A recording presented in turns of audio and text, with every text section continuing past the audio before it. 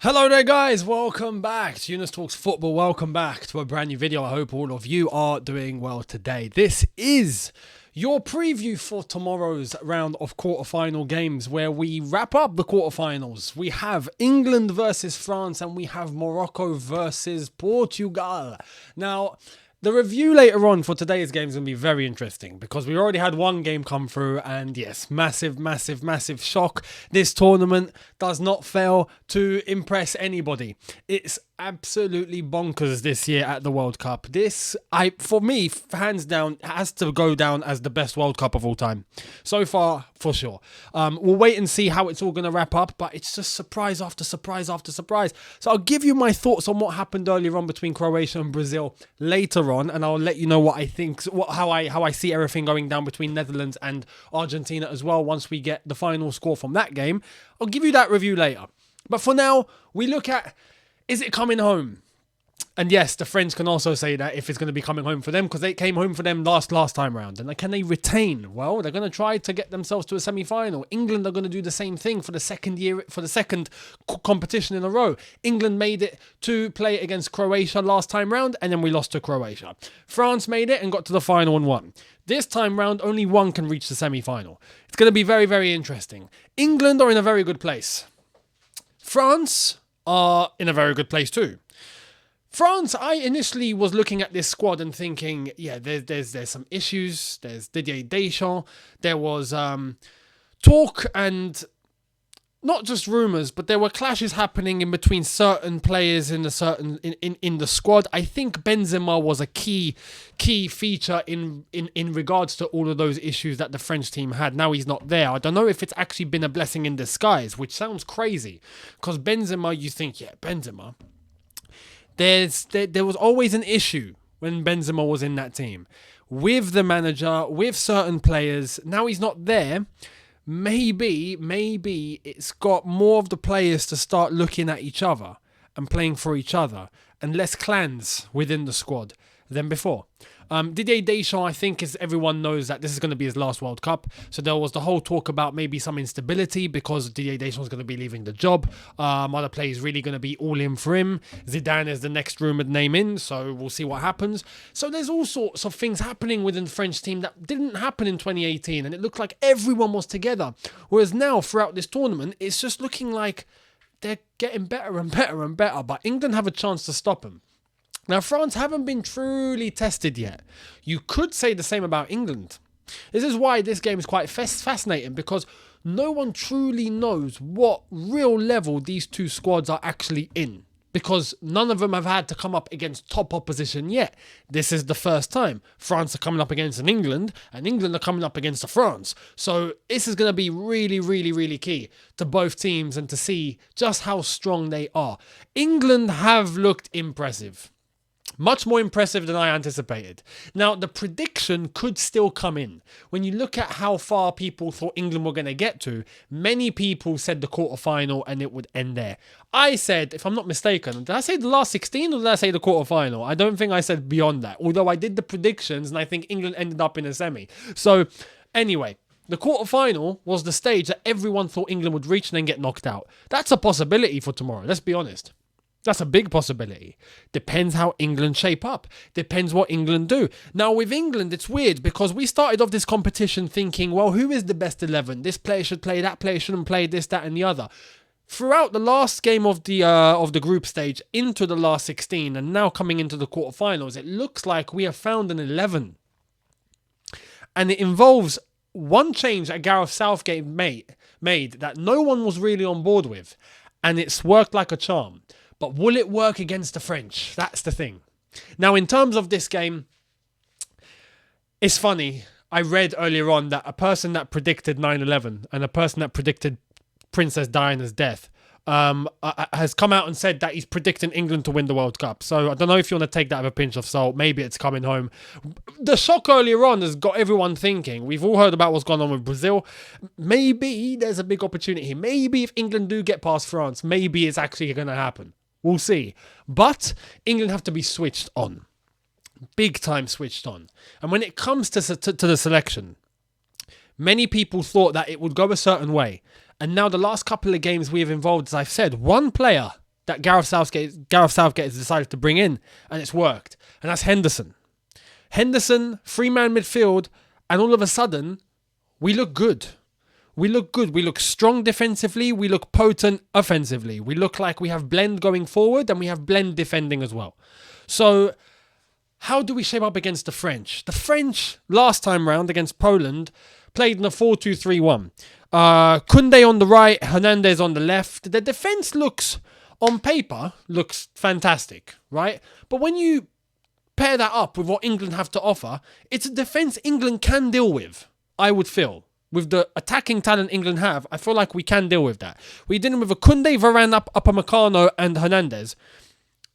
England should be able to have enough to create chances and get through that. The midfield, Tchouaméni, Rabiot. Rabiot's been really good this tournament. And again, he's been one of the rumored names as to little clashes within the French squad. But anyway, that's a story for a different day. Anyway, he's playing well. So this is my point. Tchouaméni, Rabiot. We've got a 3-man midfield. It would mean Griezmann having to tuck in to assist in that midfield in order to equal things out. But we've got Rice, Bellingham and Henderson as we've been playing as of late. Dembele and Mbappe. Now this is the thing. Mbappe and Giroud. This is where we have to be honest. England's defence on paper does not look like it's going to stop this French attack, right? Let's be real. Walker, Shaw, Stones, Maguire. You read that to anyone and you think Mbappe, Dembele and a prime Giroud, who's killing it at the moment and can't stop scoring. You're thinking England don't have a chance. Now, apparently, Southgate has a plan and has had a plan to deal with Mbappe for the last 2 years, just in case we came up against him. I don't know what this plan is. How can you plan for 2 years on one player? The only plan that I can think of is to try and break and snap the guy's legs. That's the only plan that I think will be efficient, that can work. What other plan are you going to try and do to stop one man? I think it'd be foolish to just focus on Mbappe. The key would be to probably double up on Mbappe, yes. Make sure you have cover in case he slips past someone. Make sure Kyle Walker, who's going to be the man dealing with him, and everyone's been trying to hype Kyle Walker up and trying to go, oh yeah, Kyle Walker, it's your job to stop Mbappe. No, it's not. It is, yes, but it's not just only his job. If Mbappe cuts in and becomes a 10 in behind Giroud, who's going to stop him? Walker? No, it turns to probably a Declan Rice at that point, the 2 central defenders. We're going to have to find a blend because Mbappe moves. He doesn't just stay solo in one position. So his whole pressure on Kyle Walker, I find ridiculous. We shouldn't put that much pressure on one player to deal with an Mbappe. And look, I wish Kyle Walker the best tomorrow, honestly, because he's going to be the number one guy the number one guy that has the opportunity to stop him. But if he gets past Walker, well, you're going to have to call the rest, you know? So this is the thing. We have to be cautious. It would be stupid to try and focus on just isolating one player when there's 9 other outfield players there that are dangerous as well. So we have to try and play as a team, collectively. Stop France. Don't stop Mbappe. Stop France. Mbappe is a part of that. In a similar way where at past games, we've seen teams try and play Barcelona and you think, yeah, we have to stop Messi. Well, that also means you have to stop Iniesta and Xavi and all of them, even Piqué, you know? Doesn't mean just focus on Messi, but double up on Messi, yeah. Try and find a system that prevents him getting the ball. That's all you can do. If the ball has reached him, good luck. The way to stop Mbappe tomorrow is to make sure we don't get the ball to him. Do not allow the ball to reach him, which means don't stop Mbappe. It means stopping Griezmann. It means stopping Rabiot. It means stopping Hernandez. It means trying to nullify that whole left-hand side so the ball is constantly on the right-hand side. That's how you stop Mbappe, as far as I'm concerned. Focus on that. Try and use our strengths. On the left-hand side, we've looked good. If we get to the starting 11, we'll know exactly where I think we're going to go with this one. This team pretty much picks itself, and I think it's going to be an efficient one. So here it is. Let's get into the England 11. This is basically it. We'll stick with the same team. You don't change a winning team. This is different to club football. This is different to when you're playing week in, week out. And even then the rules apply, but you have to think of rotation, you have to think of competitions, you have to think of fresh legs, you have to think of priority in terms of games that are coming up. Oh, we've got Man City in 2 weeks, so we've got to think about that. Oh, we've only got, all due respect, we've only got, I don't know, Palace, you know, so we'll focus on Man City. At a knockout competition at the World Cup, you don't think like that. It's a knockout game. You go with form. Right now, this team is playing fantastic, so we stick with it. Done. That back four remains the same. Kyle Walker at right back is the man that people are calling on to stop Mbappe. As I've already explained, there's another way to stop Mbappe without putting the pressure on only one guy. That midfield three has been working very efficiently. Declan Rice has looked very, very good. Henderson has slotted right in and has managed to bring stability to the entire midfield. Bellingham has been out of this world so far. Absolutely fantastic. And at times, Bellingham's the one that comes forward and Henderson drops next to Rice in order to form a 2. Bellingham becomes a 10. We've got ourselves another attacker. And Bellingham's been very efficient with that. That's something that the French, I feel, are going to not be surprised with. I know they know. But I think they'll struggle to cope with that bit. Because in midfield, the only mans that they can call upon, Tchouaméni and Rabiot, Bellingham to drive in between. But then you have the wingers of Foden, Saka, Kane, who likes to drop deep. So that's an advantage. We constantly have up and down movements with both the middle of the pitch and our wings going in opposite directions at all times. Sometimes we move as a collective as well. Sometimes we don't. And we have wings going forward, central dropping back. Central dropping forward, wings dropping back. And it's constantly shifting. That, I feel, is something that the French are going to have to get themselves used to because we've got speed. We've got, at least up front, some technicality.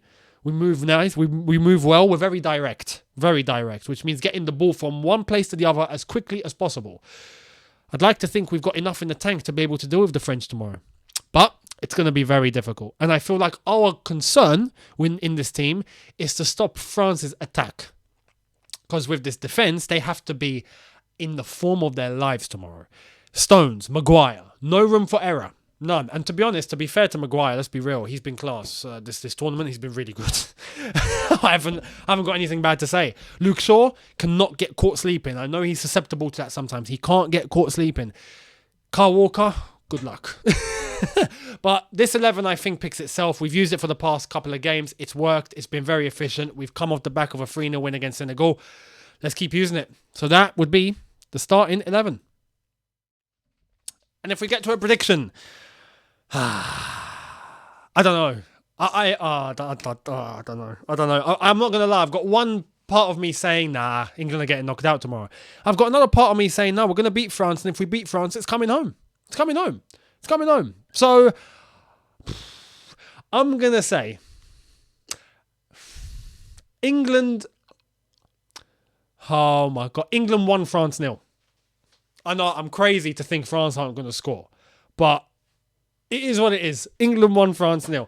Let's move on to the second game. Let me know your predictions for England-France, by the way. Let me know. I'm going to let you know about my thoughts about Morocco and Portugal. This game is the first game of the day. Just want to clarify. It's the 3 o'clock kickoff. The England one and France is 7 o'clock UK time. Morocco-Portugal. Now, oh man, even this, it's funny. Whoever wins this plays England or France. We could end up with an England-Morocco semi-final, which would be very weird. But look, Morocco have been a pleasure, an absolute pleasure to watch. They've been fantastic. They've been solid. They've been reliable. They've been surprising. They've been efficient. They've been warriors. They've been physical. They've been everything. Portugal, I'd say better than Spain, right? But are beatable. They are. They are beatable. They can concede goals. And it just depends on this Morocco team tomorrow because we know Morocco are going to be defensively set up. Portugal are going to see more of the ball. Morocco have to be... There's one thing about Morocco. Going forward, they have a fantastic counter-attack. Beautiful counter-attack. And even sometimes not just a counter-attack. Sometimes just attack. Sometimes they move the ball very well using a Ziyech, using Hakimi. Sometimes on the overlap. They use their midfield very well. Boufal on the left-hand side. Amrabat is a fantastic seeker and destroyer and passer of the ball. His ball playing ability is ridiculous, or has been this World Cup.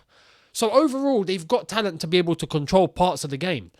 Morocco let themselves down with their finishing up top. That's where I get baffled, although the last game in extra time I could understand it because legs get tired. I see a lot of people blaming, I don't know who it was, I think it was Morocco's third choice striker, the guy who had this clean break in the middle of the box and he had to just pick a corner and just pelt the ball. And he couldn't. He basically passed it to Unai Simon. People blaming him. if you've played football at that level, or at any level, you've played into extra time and you feel like your leg's about to fall off, you kick a ball and try and smash it and roast it into the net. Your brain will be like, yeah, I'm going to roast this. Your leg will be like, nah, mate, not today. It's done. Your energy's gone. So Morocco needs to try and take their chances early before they get themselves to another level like they did against Spain, where physically you could see they were just dead and they were playing on adrenaline. The last 10 minutes of extra time, you could see Morocco just like kick the ball away. I ain't running. I can't run. They have to avoid that because I think Portugal are more deadly than Spain, more efficient than Spain. Up front, I think they've got more going than Spain. So Morocco will have to be even tighter defensively, but they have to be even more clinical up top. Morocco have only conceded 1 goal this entire tournament, which is fascinating. Portugal have been really good in terms of goal scoring. And Gonzalo Ramos as well. Fantastic introduction to the world. I know everyone knows him from Benfica, but no one knows him as whoa, this guy. Now they do. So can he keep the consistency up? Is he going to bench Ronaldo again? We'll see. Morocco, I know people are starting to take Morocco seriously. Portugal, I feel like have a chance to win this. When they're at the top of their game, I feel like Morocco are going to have a very, very tough night. But I can't help but dream or hope that Morocco are going to do it again. And I feel like they've got all the attributes. They really do. I just hope they focus a lot on recovery. I hope physically they are back at 100%. It's not going to be easy. I just hope they're clinical up top. And if they are, they can take the game to Portugal and they can win. I feel like this goes to extra time again. I'm going to go 1-1. Morocco 1, Portugal 1. Extra time. My gut is telling me it's going to penalties again for Morocco. And we'll see. We'll see what happens. But I'd like to think that Morocco win it 2-1 in extra time. So we'll see. Let me know your predictions. If it goes down to penalties again, I think Morocco actually win it. So let me know down below your predictions and thoughts. How do you see both games happening? England versus France, Morocco versus Portugal. And let the games begin. I will give you my thoughts on today's games. Croatia, Brazil, Netherlands, Argentina later tonight. So keep your eyes peeled for that one. And I will see all of you then. Thank you all so much for watching. Hit the subscribe button if you are new. Hit the notification button to be notified once I've uploaded. Smash the like button if you've enjoyed this. And I'll see you later. Have a good one, people. In a bit. Take care. And peace.